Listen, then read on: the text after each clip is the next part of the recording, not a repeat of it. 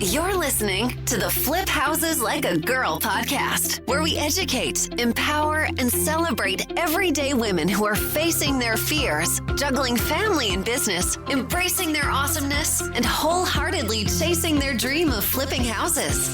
Each episode delivers honest-to-goodness tools, tips, and strategies you can implement today to get closer to your first or next successful house flip. Here's your spiky-haired, breakfast taco-loving host, house flipping coach, Debbie DeBerry.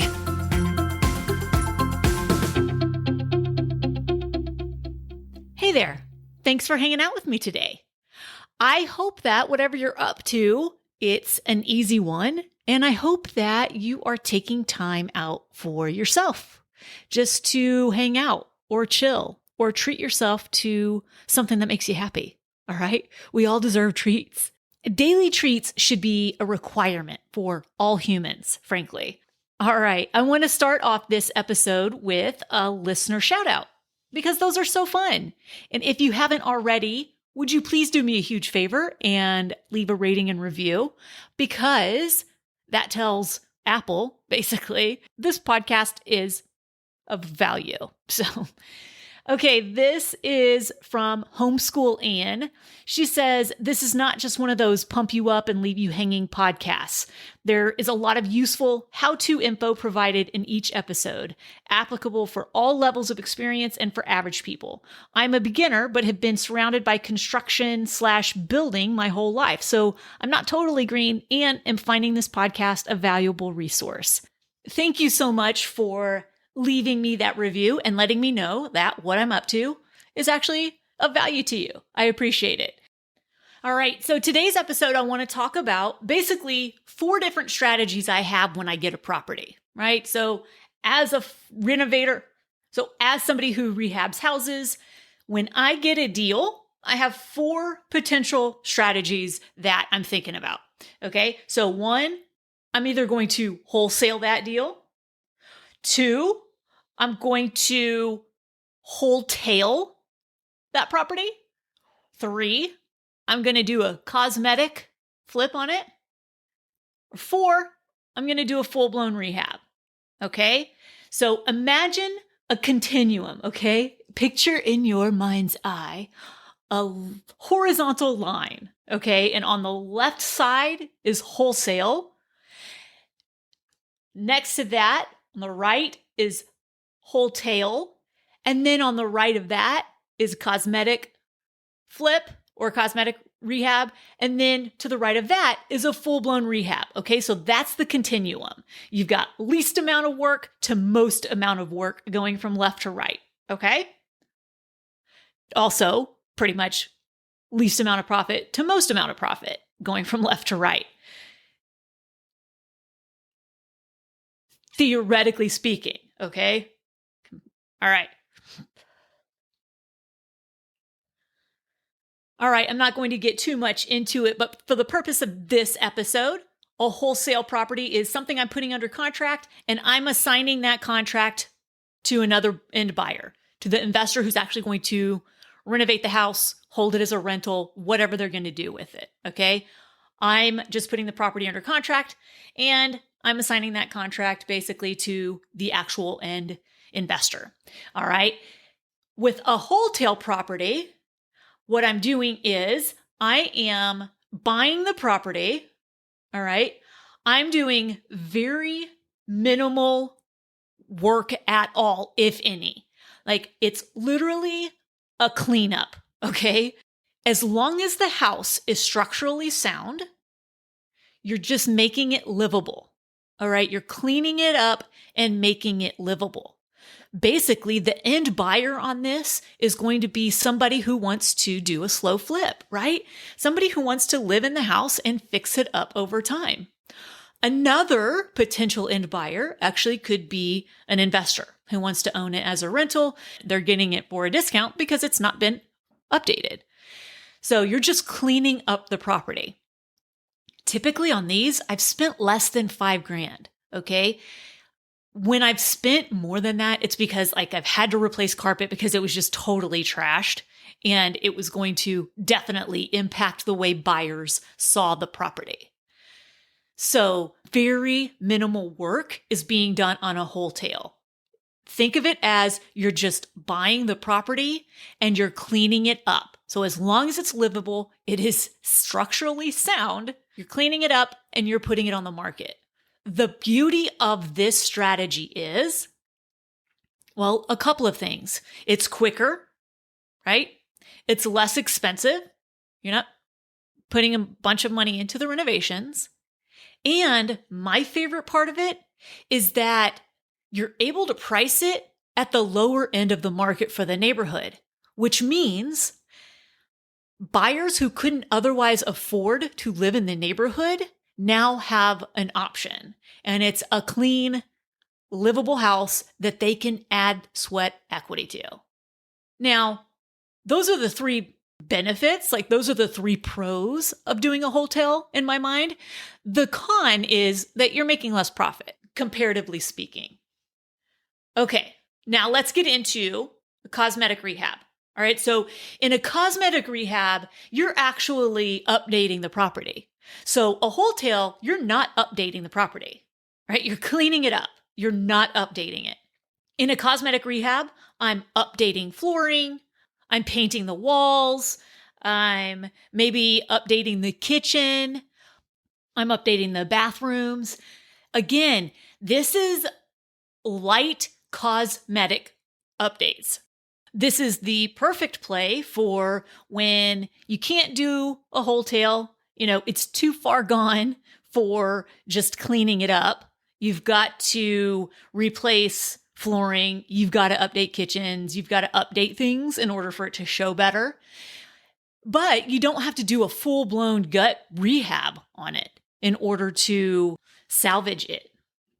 All right, so compared to a wholetail, it's going to be a little bit slower. It's going to be a little bit more expensive. And obviously the market would bring a higher price for it than just a clean, livable, wholetailed property. All right? And with those things comes a little bit more profit versus a wholetail property. Okay? Now let's get into the full-blown rehab. Okay, so these are the properties that since I started in 2008, these are the ones that I have taken on for the most part. All right. Most of my projects are full-blown rehabs. Why? Well, because at first people didn't want them.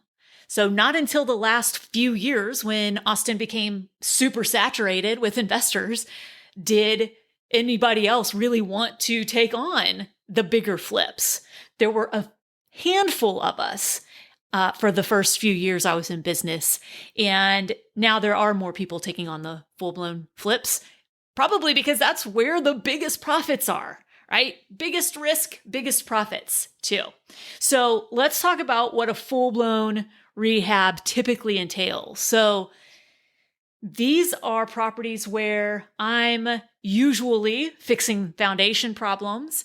Now, that's going to freak out some people, but here's the deal. It's all relative.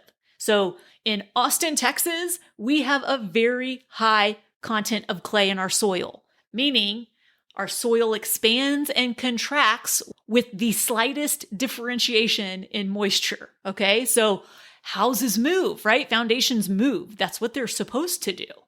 So they do it, and they do it really well here in this area. So if you're going to be flipping in Central Texas, that's just part of the gig. Other areas, it's not common. So know what's common in your area. And typically, if I'm messing with the foundation, what usually happens is the drain lines then separate. But guess what? They're cast iron anyway and likely need replacing whether I'm messing with the foundation or not. So I'm typically replacing drain lines and adding PVC drain lines.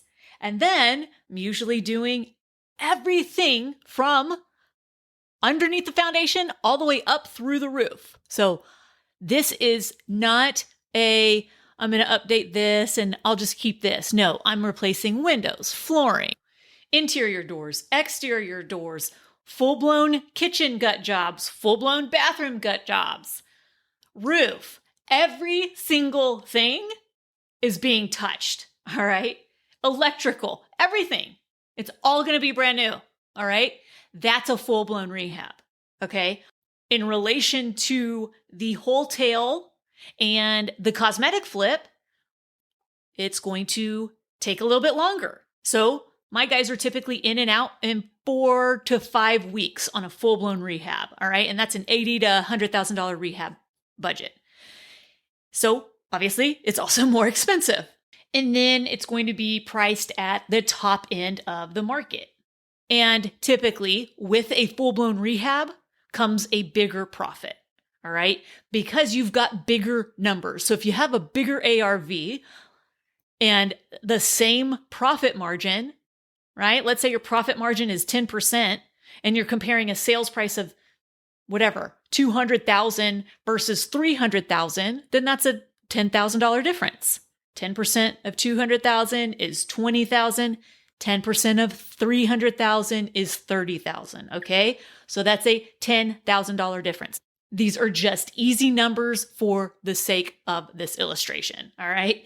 But even if the profit margin is the same and you're just at a higher price point, then obviously you're making more profit. Okay.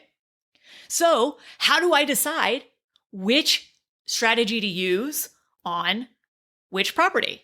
Well, it depends. Like, does the property need a full-blown rehab?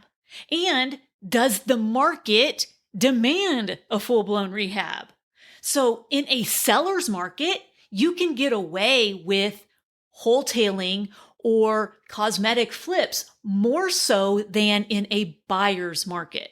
In a buyer's market, they're going to want full-blown rehabs, typically speaking.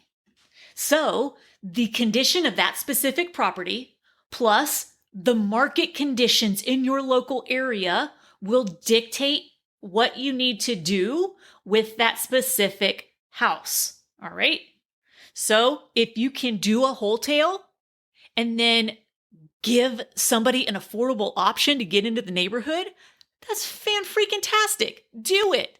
If you can't get away with that strategy because the house has been pretty much destroyed and you have to fully renovate it in order to make it a nice, safe, livable space, then do a full-blown rehab. Again, the specific property and the market conditions will dictate what you need to do with it. But there you go. That's 4 strategies, if you're including the wholesale, 4 strategies that you can use when you get a property under contract. All right. Now, your job is go out there, pinpoint the areas and the properties you need to be targeting, and then go get the properties, right? Go get contracts on the properties, but you better be targeting the right areas. All right. All right. Before you go do that though, if you haven't already, you should absolutely sign up for my Follow That Flip series that takes you behind the scenes on an actual flip that I did with a couple of students. So check that out at followthatflip.com. And guess what? Until next time, go out there, flip houses like a girl, leave people and places better than you find them, and make it a great day. Bye, y'all.